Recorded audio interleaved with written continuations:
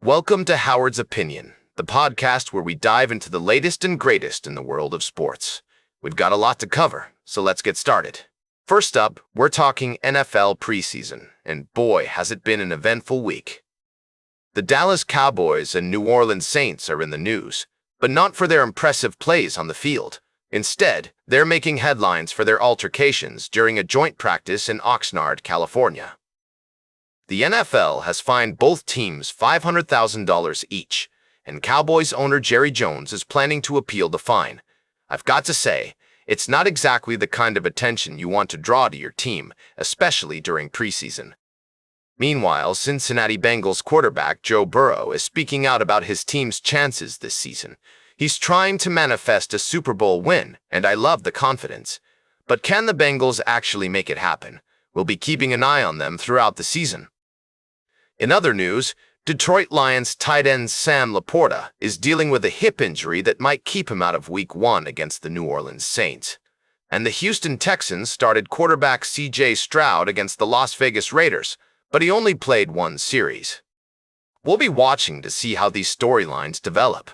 We're also talking about some big-name players who are making moves, like Vita Vea, who just signed a one-year $30 million extension with the Tampa Bay Buccaneers.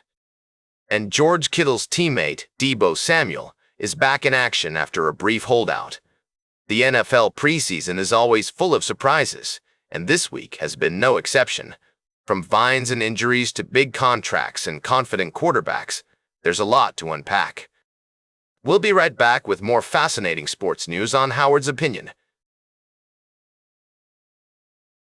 Welcome back to Howard's Opinion. We're diving into the world of baseball today, and I've got a couple of stories that are sure to catch your attention. First off, let's talk about the Philadelphia Phillies' new closer, Jhoan Duran. This guy has been lights out since joining the team, and it's no surprise why he's being touted as a key player in their World Series aspirations. But what is interesting is how Duran's success is bringing back memories of another former Phillies closer, Craig Kimbrel. Now 38, Kimbrel is nearing the end of his career, and it's been a wild ride. He's worn 14 different uniforms since 2021, including multiple stints in AAA, and has been traded, outrighted, and designated for assignment more times than I can count. Despite all the ups and downs, Kimbrel remains a 9-time All-Star, and his time with the Phillies was certainly memorable. Who can forget when he reached the 400-save milestone back in May 2023? Or how about his dominant June that same year, where he posted a 0.69 ERA with 5 saves and 21 strikeouts over 13 innings? Of course. Kimbrel's tenure with the Phillies ultimately ended on a sour note, with a tough postseason performance that saw him surrender a walk-off single in Game 3 of the National League Championship Series. But despite that disappointing end, his overall career remains nothing short of extraordinary. And speaking of extraordinary careers, Kimbrel recently gave a telling response when asked about retirement, saying simply, yes and no. It's clear that this guy still has a passion for the game, even if his body isn't cooperating like it used to. As he navigates the final stages of his career, it will be interesting to see what is next for Craig Kimbrel. Welcome back to Howard's Opinion, folks. As we wrap up today's show, I'd like to shift our attention to the world of soccer, where a legendary figure has made headlines with a surprise move. Brazilian great Ronaldinho, now 46 years old, has signed with Italian third division club Ravenna more than a decade after retiring from professional football. This news has sent shockwaves throughout the soccer community, and I must say, it's a fascinating development. As I delve into the details of this story, I'm reminded of the immense impact Ronaldinho had on the beautiful game during his playing career. A World Cup winner with Brazil in 2002 and the Ballon d'Or recipient in 2005, he's undoubtedly one of the greatest players of his generation. His skills on the pitch were a joy to behold, and his passion for the game was infectious. Now, as Ronaldinho prepares to take the field once again, albeit in a lower division, it's natural to wonder what motivated this decision.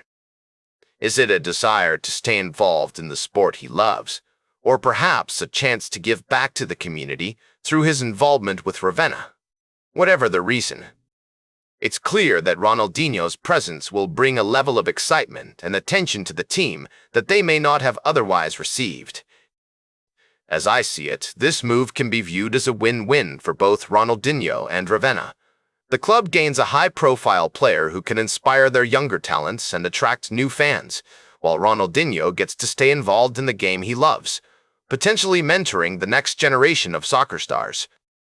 Of course, there are also questions about how much Ronaldinho will actually play during the campaign. Will he be a regular starter or more of a ceremonial figure, making appearances to boost morale and draw crowds? Only time will tell. But one thing is certain, his involvement with Ravenna will be closely watched by soccer fans around the world. As we conclude today's show, I'd like to leave you with some final thoughts on Ronaldinho's surprise return to soccer. It's a reminder that, even in the twilight of their careers, sports legends can still make a meaningful impact on the game they love. And who knows, maybe this move will inspire other retired players to follow in his footsteps, giving back to the sport that gave them so much. That's all for today's Howard's Opinion. Remember to like, share, and subscribe, and until next time, keep your head in the game.